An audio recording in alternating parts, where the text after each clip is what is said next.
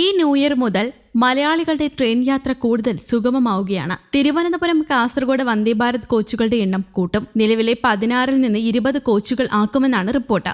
Railway ബോർഡിന്റേതാണ് തീരുമാനം. കോച്ചുകൾ കൂട്ടുന്നതിനായി പുതിയ റേക്ക് തന്നെയാണ് എത്തിച്ചത്. നിലവിലുള്ള 16 കോച്ചുകളുള്ള റേക്ക് ആലപ്പുഴ വഴി സർവീസ് നടത്തുന്ന തിരുവനന്തപുരം മംഗലാപുരം വന്ദേ ഭാരതിനായി ഉപയോഗിച്ചേക്കും. നിലവിൽ ഈ വന്ദേ ഭാരതിന് 8 കോച്ചുകൾ മാത്രമാണുള്ളത്. 183% വരെ ഒക്യുപ്പൻസിയുള്ള ട്രെയിനിൽ കൺഫേം ടിക്കറ്റ് കിട്ടുക ഏറെ പ്രയാസമായിരുന്ന സ്ഥിതിക്ക് ഇതോടെ മാറ്റം വരുമെന്നാണ് വിശ്വാസം. എന്നാൽ ആലപ്പുഴ വഴിയുള്ള തിരുവനന്തപുരം മംഗളൂരു വന്ദേ ഭാരതിലെ 8 കോച്ചുകൾ 16 എണ്ണം ആക്കുക, എറണാകുളം ബംഗളൂരു തിരുവനന്തപുരം കോയമ്പത്തൂർ വന്ദേ ഭാരത് സർവീസുകൾ തുടങ്ങുക എന്നീ ആവശ്യങ്ങൾ പരിഗണിച്ചില്ല.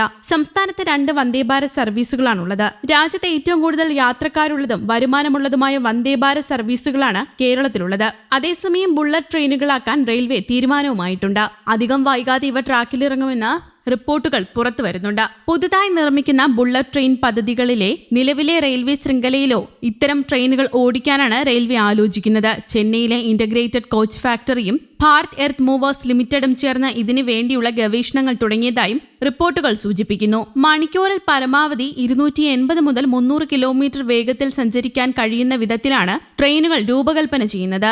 മണിക്കൂറിൽ 180 കിലോമീറ്റർ വരെ വേഗതയിൽ സഞ്ചരിക്കാൻ നിലവിലെ വന്ദേ ഭാരത് എക്സ്പ്രസ് ട്രെയിനുകൾക്ക് സാധിക്കും. ജപ്പാനിൽ നിന്നും ഇറക്കുമതി ചെയ്യുന്ന ബുള്ളറ്റ് ട്രെയിനിന്റെ പകുതി വിലയിൽ തദ്ദേശീയമായി നിർമ്മിക്കാനാകുമെന്നതാണ് പ്രത്യേകത. നിലവിൽ national high speed rail corporation limited നടപ്പിലാക്കുന്ന മുംബൈ അഹമ്മദാബാദ് ഹൈസ്പീഡ് റെയിൽ പദ്ധതിയിൽ ജപ്പാനിൽ നിന്നുള്ള ട്രെയിനുകളാണ് ഉപയോഗിക്കുന്നത്. ഇതിന് പുറമെ ഡൽഹി വാരണാസി, ഡൽഹി അഹമ്മദാബാദ്, നാഗ്പൂർ മുംബൈ, മുംബൈ ഹൈദരാബാദ്, ഡൽഹി അമൃത്സർ, ചെന്നൈ മൈസൂർ, വാരണാസി, ഹൗറ തുടങ്ങിയ പാതകളിലും ബുള്ളറ്റ് ട്രെയിൻ നടപ്പിലാക്കാനാണ് കേന്ദ്ര പദ്ധതി. സ്വന്തമായി ബുള്ളറ്റ് ട്രെയിനുകൾ നിർമ്മിച്ചു തുടങ്ങുന്ന വേളയിൽ ഈ പദ്ധതികൾക്ക് അനുമതി നൽകാനാണ് സാധ്യത.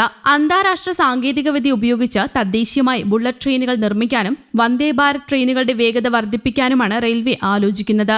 നിലവിൽ 180 കിലോമീറ്റർ വരെയാണ് വന്ദേ ഭാരത് ട്രെയിനുകളുടെ പരമാവധി വേഗത.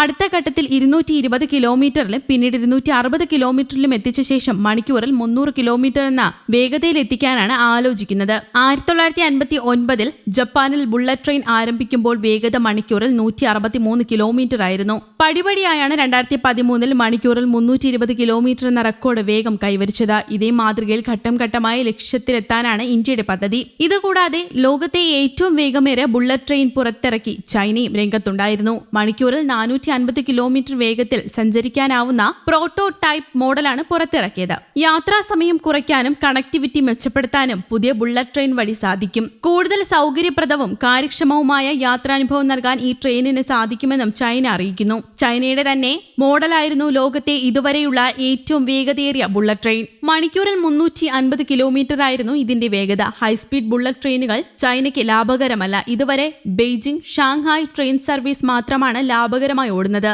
എന്നാൽ ലാഭത്തിനേക്കാൾ ഉപരി രാജ്യത്തിന്റെ സാമ്പത്തിക സാമൂഹിക വികസനത്തിൽ നിർണായകമായ പങ്ക് ബുള്ളറ്റ് ട്രെയിനുകൾ വഹിക്കുന്നുണ്ടെന്ന് ചൈന വ്യക്തമാക്കുന്നു.